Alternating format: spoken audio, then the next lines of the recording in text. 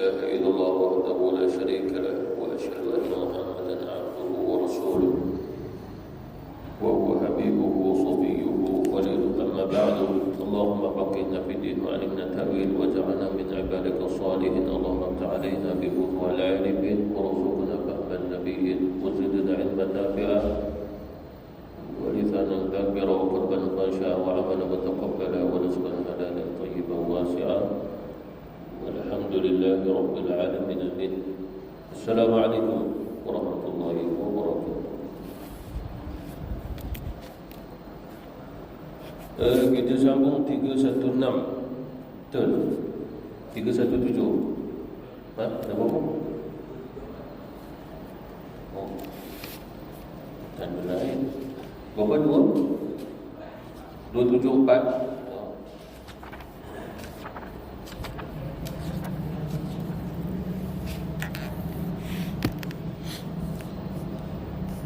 Yang kedua, masih lagi berkaitan dengan kemuliaan akal.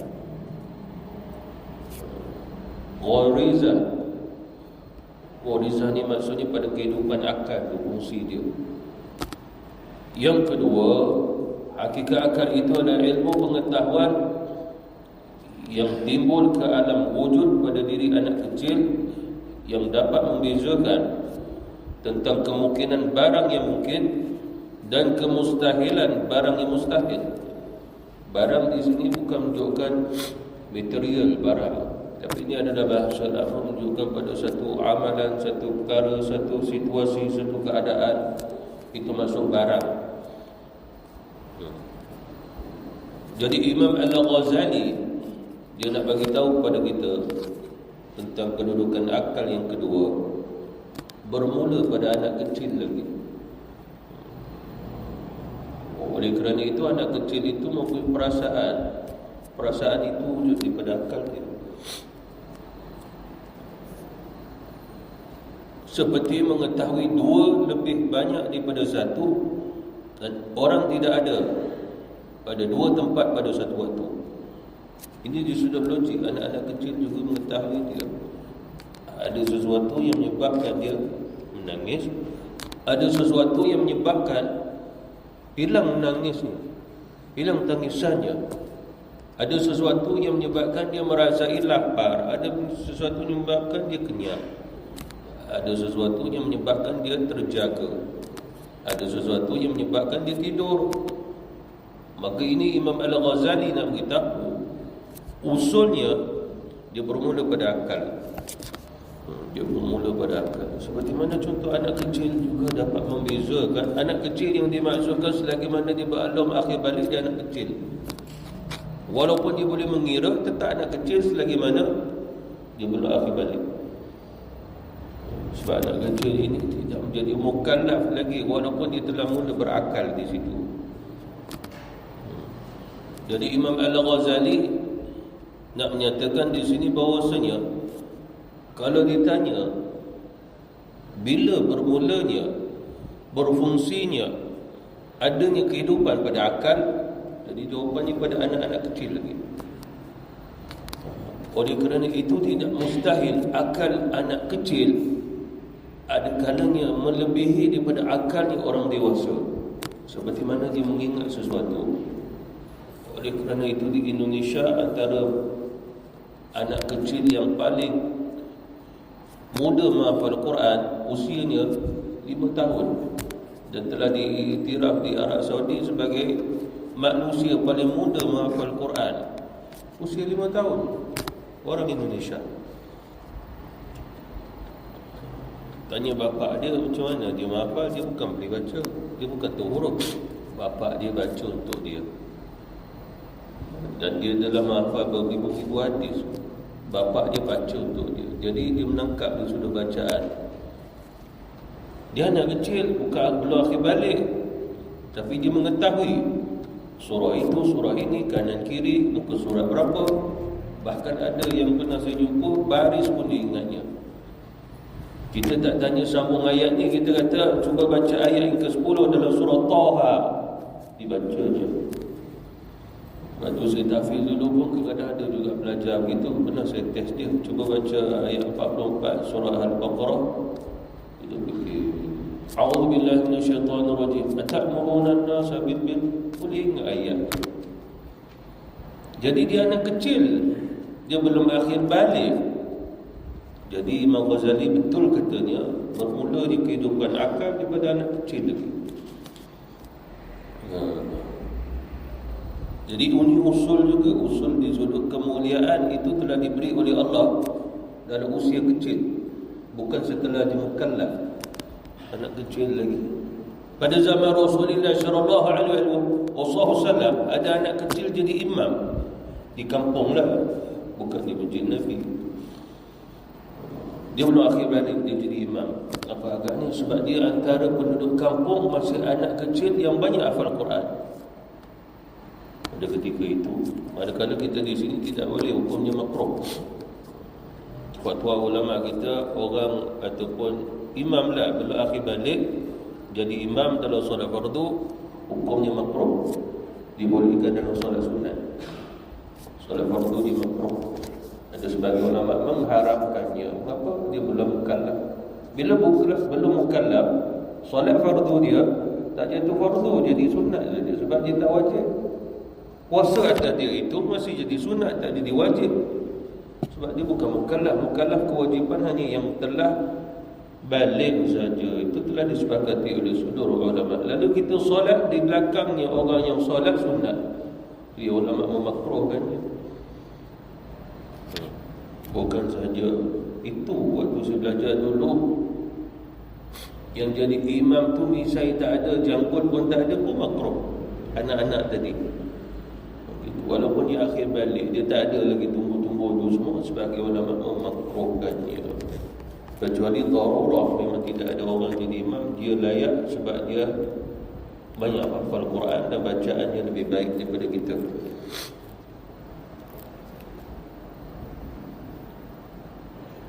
Inilah yang mendapat perhatian sungguh-sungguh dari sebagian ulama ahli kalam yang menerangkan tentang batas akal itu, bahawa akal adalah sebagian pada ilmu yang daruri, itu rubbat tu, daruri, iaitu ilmu yang mudah, yang tidak memerlukan pemikiran. Seperti mana yang telah saya berikan contoh seperti ini, satu campur satu, terus kita jawab dua, kita tak perlu ni daruri nak fikir lagi, sebab dia dah langsung dalam kehidupan. Tetapi bila ditanya 1418 darab dengan 99, oh, ini kita kena fikir, kita kena buat pengiraan. Lalu oleh kerana itu Imam Ghazali nak bagi tahu berfungsinya akal berguna daruri, tak fikir tapi berfungsi. Boleh jawab jawapannya 1+1 2, itu tak perlu dengan daruri, mana satu pemikiran yang sungguh-sungguh padanya, tapi tetap juga fikir mengenainya. Seumpama mengetahui tentang kemungkinan barang yang mungkin dan kemustahilan barang yang mustahil. Barang ini seperti mana saya sebut tadi, sesuatu yang dikaitkan dengan sesuatu yang berlaku. Itu bahasa lama sebenarnya. Dia begini, kalau ditanya soalan kepada anak kecil, soalan yang boleh diterima dengan akal dia. Seperti mana anak kecil juga mengetahui warna-warna. Lalu kita tanya, susu ni warna apa? Dia kata putih. Susu ni warna ni putih. Lalu itu salah satu berfungsinya akal dalam menentukannya. Lalu kita kata, boleh ke susu warna hitam? Mana boleh, susu warna putih. Warna hitam boleh? Tak boleh. Warna hitam kopi saja. Berfungsi. Lalu mak dia bagilah botol susu. Mak kata, ambil susu minum. Anak betul lah, ini bukannya susu mak, ini adalah kopi. Betul. Seperti mana orang dewasa, kita hidangkan dia air susu warna putih, lalu kita kata ni kopi. Pun dia kata ini bukan kopi, ini susu. Kalau dah warna ni warna putih, tak nama lagi akan kopi. Sebab uruf tradisi. Uruf pada tradisi. Jadi pemikiran tu dah berlaku dah, sehingga anak kecil dapat mengetahui sesuatu yang mustahil. Sesuatu yang mustahil adalah dengan akal dia dapat bertindak. Dia kata tidak. Mana mustahil tu menunjukkan kepada tidak.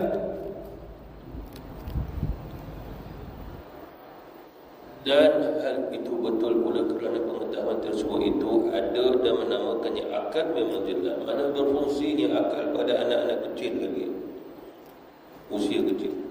Itu pasal bila anak kecil jangan dirosakkan akal dia, sebab dia bermula waktu tu. Tu ulama-ulama kita kata akalnya anak kecil ini pengaruh dia jauh lebih besar pada pengaruh orang dewasa. Sebab dia mudah menerima. Macam akal orang dewasa, ada yang dia boleh tolak, ada yang diterima, ada yang tertapis, ada yang dia fikir dulu. Anak-anak tidak begitu. Dia boleh terima. Sehingga apa yang dia terima, dia tak boleh beza mana yang baik, mana yang buruk. Drama yang baik ke drama yang buruk, dia tak boleh nak bezakan lagi. Itu pada akal dewasa.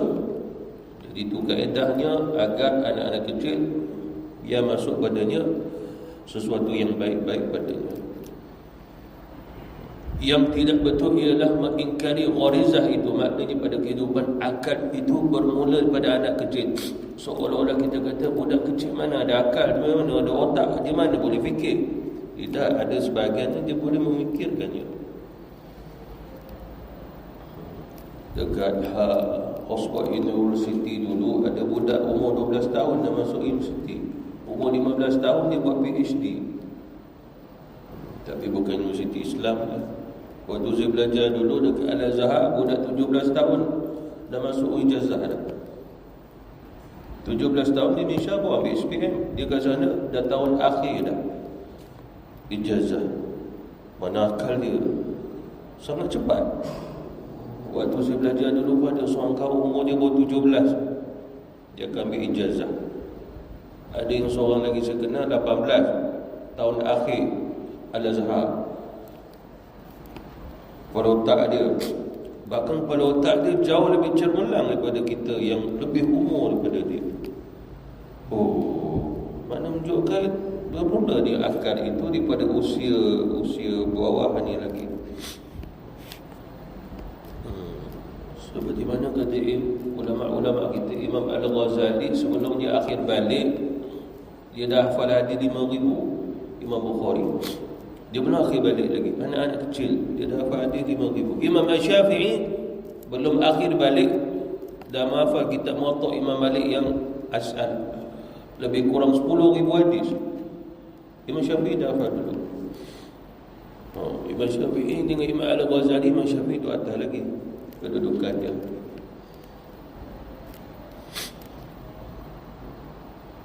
Itu yang kedua. Maknanya yang kedua menjadi jawapan bahawasanya bermulanya kehidupan akal pada usia anak-anak yang dapat membezakan. Kalau dia tak dapat beza, itu nama mumayyiz. Dia berak kencing dia tak tahu, dia berak kencing dia main-main lagi. Itu kaedah yang mana itu memang kita kata dia dah tak berfikirlah gunaannya. Yang ketiga, akal itu ialah ilmu pengetahuan yang diperolehi daripada pengalaman yang berlakunya bermacam-macam keadaan. Maka orang yang telah diperkukuh pemahamannya oleh pengalaman-pengalaman dan dicerdaskan oleh beberapa aliran, maka dikatakan orang itu biasanya berakal. Biasanya dalam ilmu fiqah dia disebut taklid. Orang yang terima dia ikut dengan akal, taklid. Seperti mana ustaz kita kata hukumnya sunat, buat, lalu kita pun buat, tapi kita tak tahu ada ayat Qurannya, hadis Nabi-nya, cuma ada atas hukum. Itu nama taklid. Taklid pada hukum, bukan taklid pada usul. Perbezaannya adalah ulama wajib taklid pada usul. Dia tak wajib ikut orang, dia terus pada usul, dalil.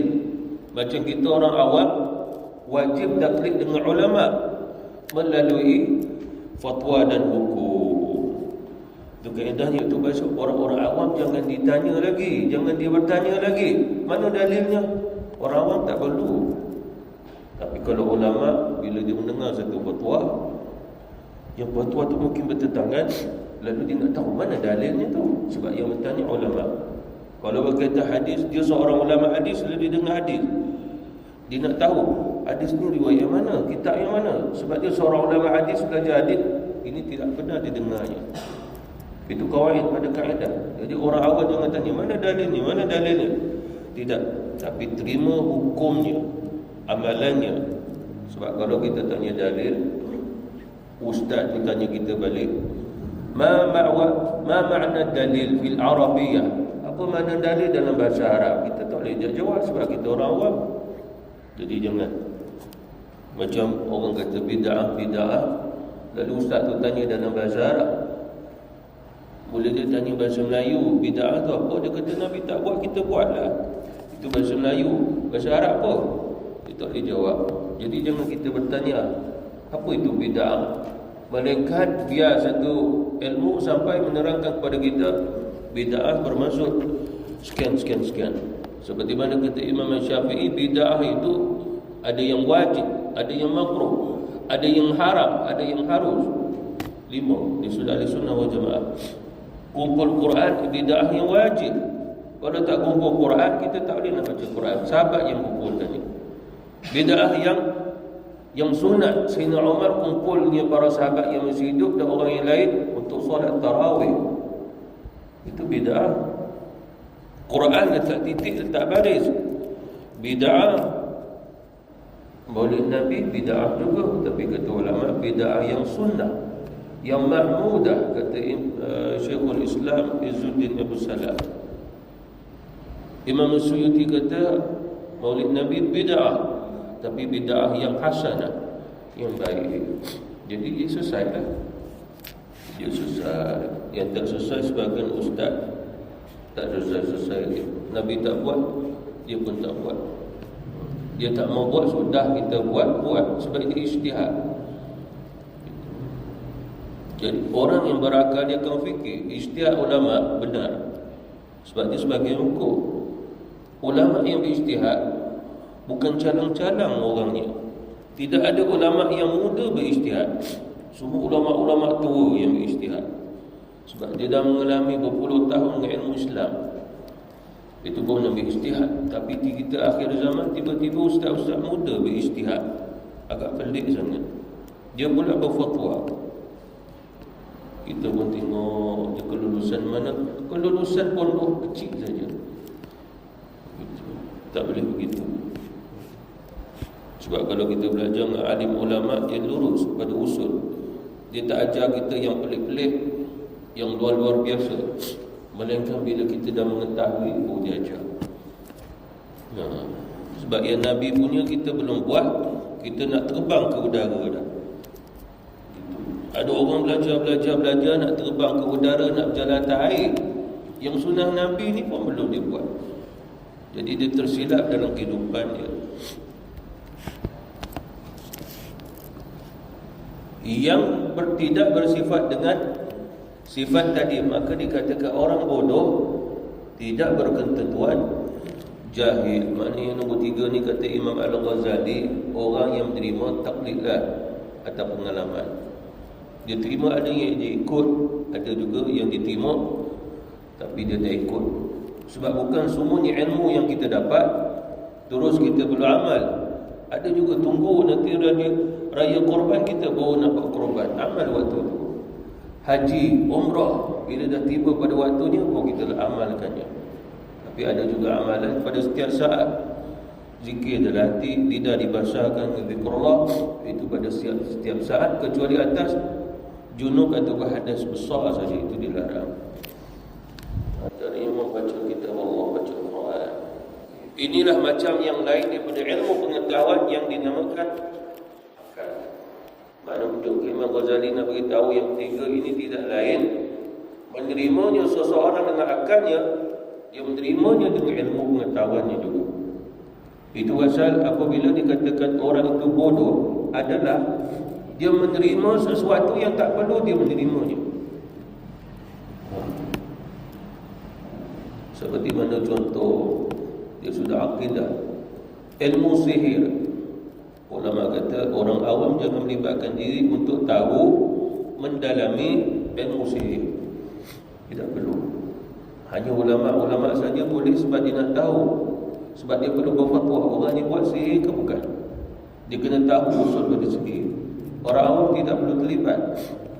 Seperti mana sebagai ulama-ulama kata, jangan memulai buatnya silap mata. Sebab orang tu akan buat lagi sehingga menjadi sihir. Ada sebagai ulama berfatwa jangan buat, jangan mulai. Sebab silap mata ni kecepatan tangan. Walaupun begitu, dia telah menghabiskan masanya, usianya untuk belajar. Orang ni boleh buat, dia akan buat lebih hebat. Lalu dia belajar siang, malam, pagi, petang, lalu meninggalkan sunnah, meninggalkan majlis ilmu untuk pandai yang itu. Rugi saja kehidupan. Sangat-sangat rugi. Sebab kehidupan kita bukan itu yang diberitahu oleh Allah. Wa ma khalaqtul jinna wal insa illa liya'budun. Ilmu itu bukan ilmu ibadah. Lalu orang gitulah katanya ulama-ulama kita itulah orang yang jahil orang itu. Sebab dia mengambil masa yang banyak untuk ke arah sesuatu yang tidak memberi manfaat baginya dunia dan juga akhirat. Yang keempat, bahawa kekuatan daripada ghariza itu, kehidupan pada akal, berpenghabisan sampai kepada mengetahui akibat daripada segala hal dan mencegah hawa nafsu yang mengajak kepada kesenangan yang dekat dan menundukkannya. Mana fungsi akal untuk mengetahui baik dan juga buruk. Fungsi akal mengetahui bahawa dia bermula syahwat ataupun akal, bermula yang baik ataupun yang buruk. Jadi di situ kata Imam Al-Ghazali, kembali daripada pengaruh akalnya juga. Apabila telah berjaya kekuatan pada akal ini, maka orang yang mempunyai kekuatan tersebut, mana ghariza kehidupan pada akalnya, dinamakan sebagai orang yang berakal. Orang yang berakal, di mana majunya dan mundurnya adalah menurut yang dikehendaki, pertimbangan mengenai akibat-akibatnya, tidak menurut hukum hawa nafsu yang dekat itu. Mana orang yang berfungsi akalnya, sempurna akalnya adalah memandang sesuatu yang diridhai oleh Allah Subhanahu wa ta'ala.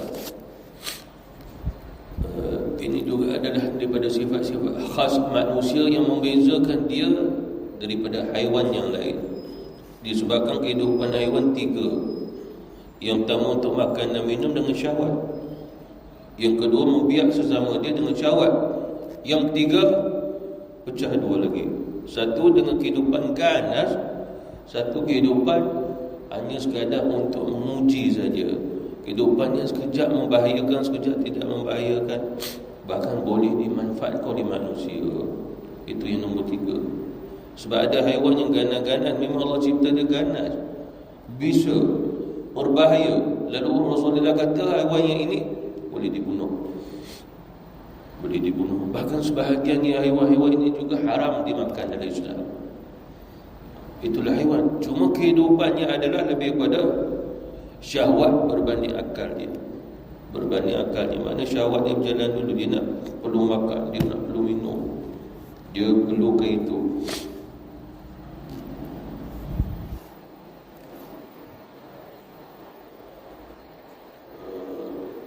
Ini juga adalah daripada sifat-sifat khas manusia yang membezakan dia dengan ataupun daripada haiwan yang lain. Maka yang pertama di atas adalah asas. Itulah maksud usul balik. Pokok dan sumber itu juga usul. Yang kedua adalah cabang yang lebih dekat daripada usul. Sebab itu yang pertama. Maknanya Imam Ghazali dah sebut empat itu, lalu dikaitkan daripada empat-empat tadi. Yang pertama, kita nak tengok balik ni. Yang pertama, akal suatu sifat yang membezakan manusia daripada haiwan. Kemudian pula bersedia untuk menerima pelbagai ilmu yang nazari. Sebab haiwan tak terima ilmu, di atas fitrah saja. Manusia menerimanya. Dan akal manusia sungguh luar biasa. Itu usul. Makna menunjukkan apa di sini? Secara umum lah, bila seseorang menjaga akalnya, memeliharanya dan mempraktikannya, dengan cara yang bagus, baik, melatihnya dengan latihan yang baik juga, maka dia dapat menerima banyak ilmu. Itu yang pertama, itu usul. Itu yang pertama yang perlu kita fahami. Mana akal manusia seolah-olah batasnya hanya ma'rifatullah. Tapi selain pada ma'rifatullah, dia tidak ada batas. Tapi berkaitan dengan mengenal Allah, dia ada batas. Nak fikir tentang zat Allah, sampai tidak boleh begitu, sebab ada batas. Tetapi selain daripada itu, maka seolah-olah tidak ada batas. Itu usul. Itu usul. Kata Imam Al-Ghazali lagi, yang kedua dia kata cabang yang lebih dekat pada yang pertama, makna pada usul, makna pada kemuliaan pada akal itu sendiri. Yang tiga dia kata cabang yang pertama dan kedua ada di dalamnya. Seperti mana dia kata di sini, ilmu pengetahuan yang diperolehi pada pengalaman, taklid. Ada kalanya hari ini dia dapat satu ilmu, satu jawapan, tidak ada dalilnya. Tapi pada waktu yang lain dia mendapat dalilnya. Seperti mana contoh, kadang-kadang kita dengar kuliah dalam TV, dalam radio, tak ada dalil. Tapi bila kita datang ke masjid surau, kita dapat dalil dia. Ataupun mungkin di masjid surau tidak ada dalil, dengar dalam kuliah radio, kuliah TV, disebut dalilnya. Jadi menerima itu pada yang ketiga tadi, makna kedua-dua ni bergerak. Usul pun bergerak kerana dia mempunyai akal yang sempurna, dia boleh berfikir mengenainya.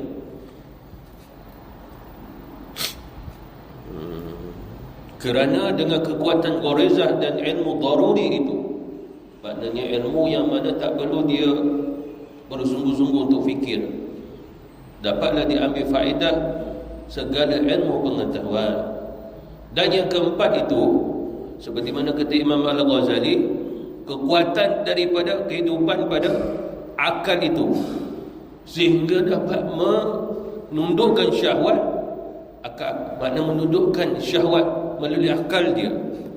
Itu yang ulama tasawuf nyatakan bahawasanya ada ketika manusia hidup, nafsu dia nombor satu, akal dia nombor dua, ataupun jatuh nombor tiga.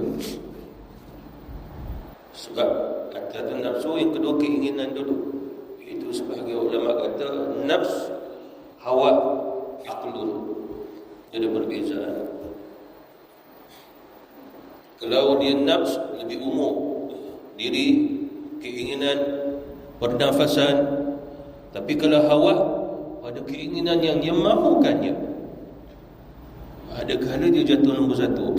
Bila jatuh nombor satu, maka dia melihat dengan syahwatnya, dia mengetahui dengan syahwatnya, dia mendengar dengan syahwatnya. Tapi kalau akal nombor satu, tak. Dia menghalang sesuatu yang ada kaitan dengan syahwatnya. Itu nombor 4 kata Imam Al-Ghazali. Bahkan dikata penghabisan itulah tujuan yang terjauh. Kata Imam Al-Ghazali lagi, maka dua yang pertama, makna yang pertama dan juga yang kedua adalah karakter pada tabiat manusia, makna itulah kemuliaan manusia melalui akal dia. Maka inilah menunjukkan dia sudah akidah Ahlussunnah wal Jamaah. Manusia tidak boleh beralasan sehingga mengatakan mereka tidak mengenal Allah. Tak ada alasan. Sebab atas dunia ini semuanya adalah membawa manusia kepada yang menciptakannya. Sehingga orang dengan akal dia bertanya, ini kereta ni keluaran mana? Nama apa? Cantik. Saya tak pernah tengok kereta begini. Akal bertindak. Bahkan kalau ditanya, cuba, ini kereta apa? Ini Proton Saga. Ini Honda Accord. Ini Subaru. Ini Mercedes. Akal boleh membezakannya.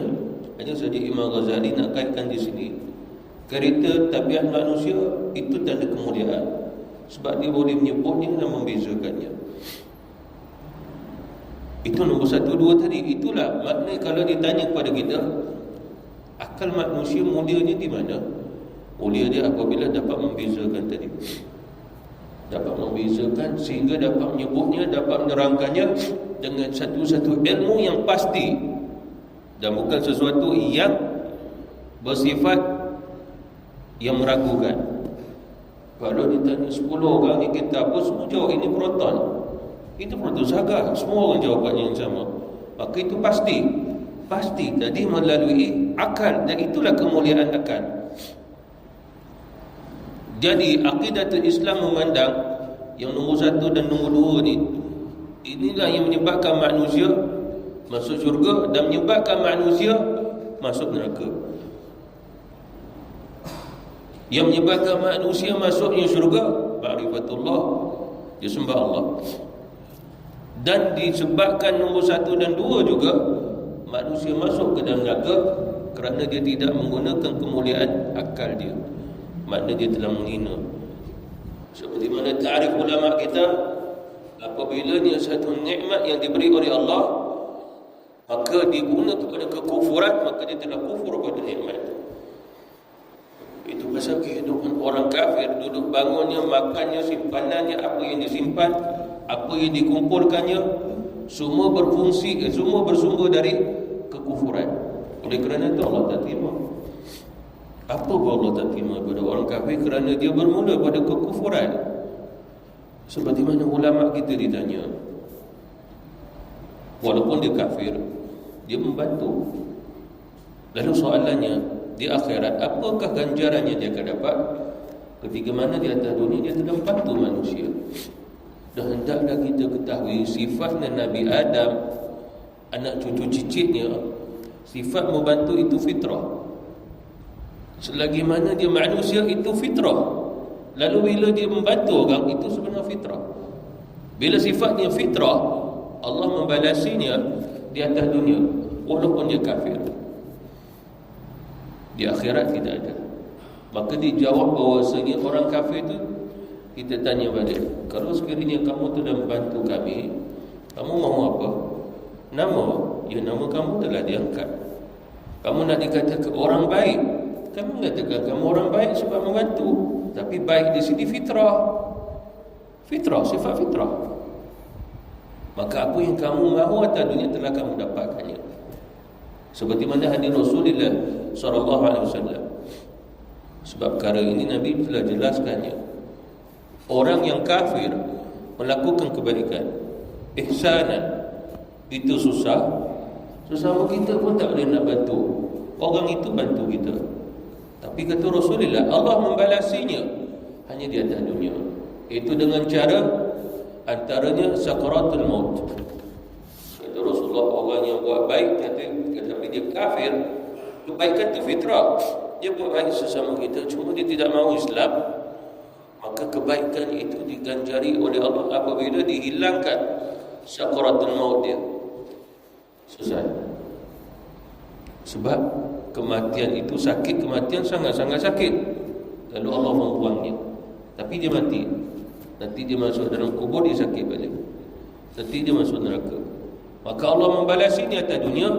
Sebab niatnya orang kafir memang mahu diberi pembalasan atas dunia.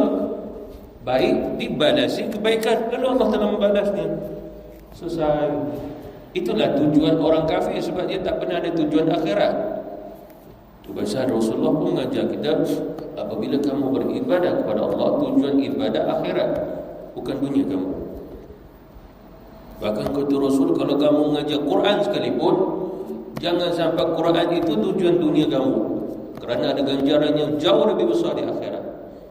Rasulullah mengajar akhirat. Mengapa? Untuk membezakan satu amalan yang dilihat baik, tapi itu juga yang dilakukan oleh orang kafir kerana tujuan dunia. Lalu kalau kita orang Islam melakukan satu tujuan baik untuk dunia, bukan akhirat, maka sama saja dengan tujuan orang kafir. Jadi Nabi tak mahu, kena dibezakan.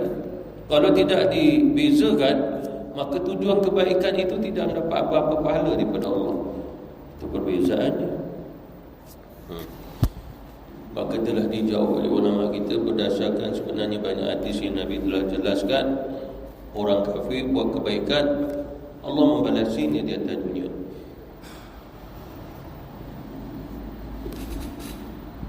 Dan dua penghabisan, yang tiga dan juga yang keempat adalah dengan diusulkan. Mana yang pertama, kedua, usul ni adalah Allah beri, dia mulia, dan darurinya tak perlu sangat, sebab mudah faham, mudah menerima. Tiga dan empat itu yang sebut taklid, ijtihad, sebab perlu usul untuk memahaminya, untuk fikir, untuk ikut ataupun tak mau ikut, nak tapis dulu, nak scan dulu, nak tengok dulu, nazariah, makna dia berfikir. Kadang-kadang tak terfikir, kadang-kadang mustahil, kadang-kadang tidak mustahil, tapi usaha tu bergerak. Itu tiga dan empat kata Imam Ghazali. Sebenarnya benda ni sangat halus, tapi hebat Imam Al-Ghazali, dia boleh bezakan dia boleh bawa keluar tu semua. Kalau kita tak mampu, kalau kita ditanya akal, kita jawab akal tu fikirlah. Itu je. Ada lagi? Fahamnya itu je. Tapi Imam Ghazali satu persatu dia dapat bezakan buat kita. Dari itu bermadahlah Sayyidina Ali radhiyallahu anhu. Aku melihat akal itu dua. Ada di sudut usul, akal itu pecah dua. Menurut kereta yang didengar, kereta ni tabiat manusia, itu pada usul. Tidak bergunalah yang didengar apabila yang kereta tidak ada. Maknanya menunjukkan apa yang didengarnya sia-sia kalau tak termasuk pada sesuatu yang sepatutnya didengarnya.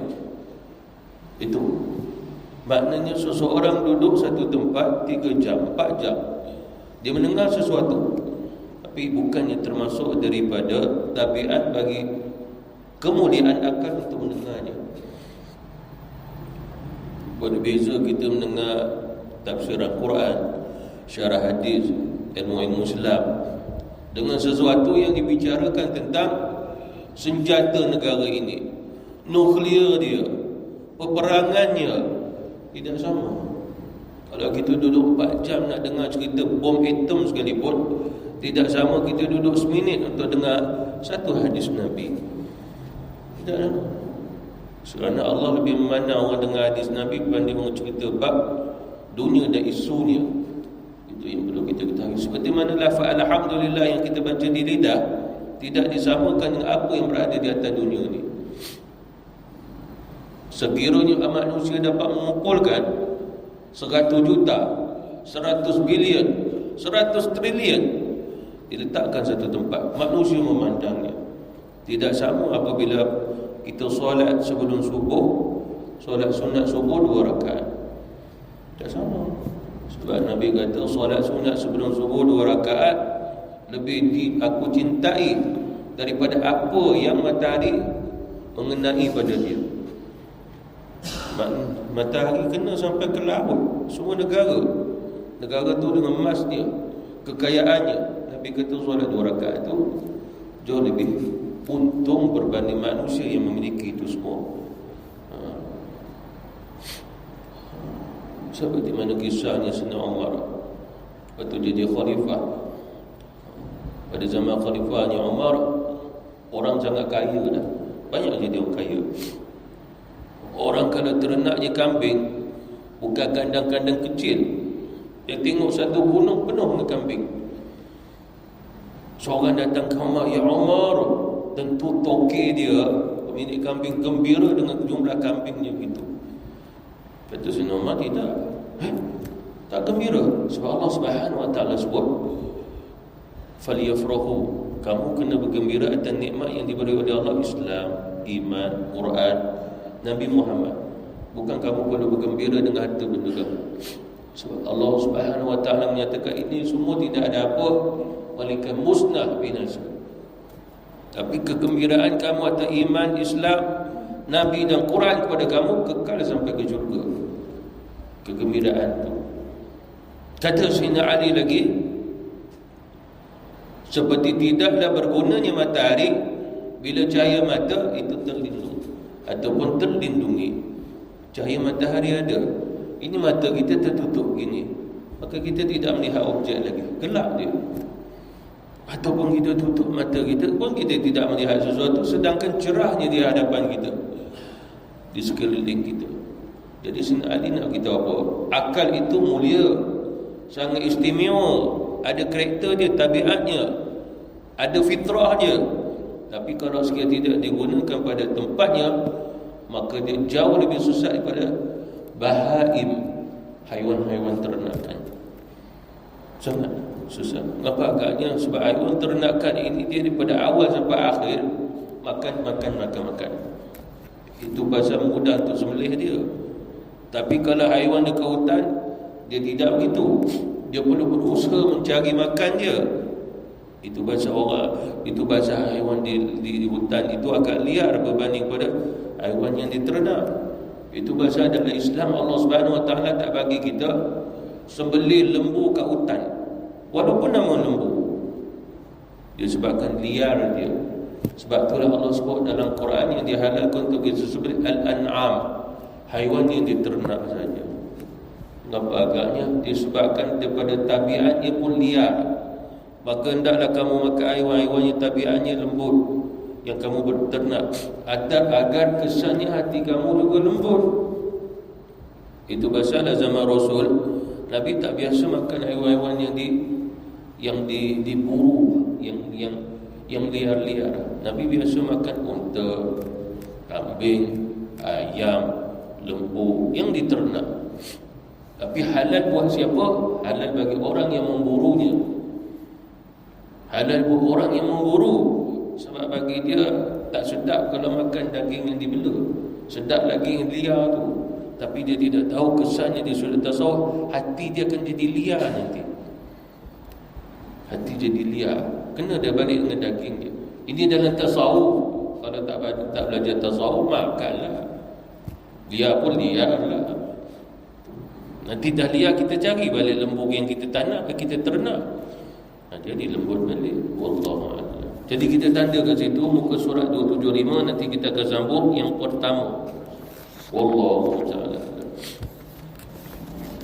Bismillahirrahmanirrahim. Allahumma fa'alna bima 'allamtana wa 'allimna ma yanfa'una wa zidna 'ilma.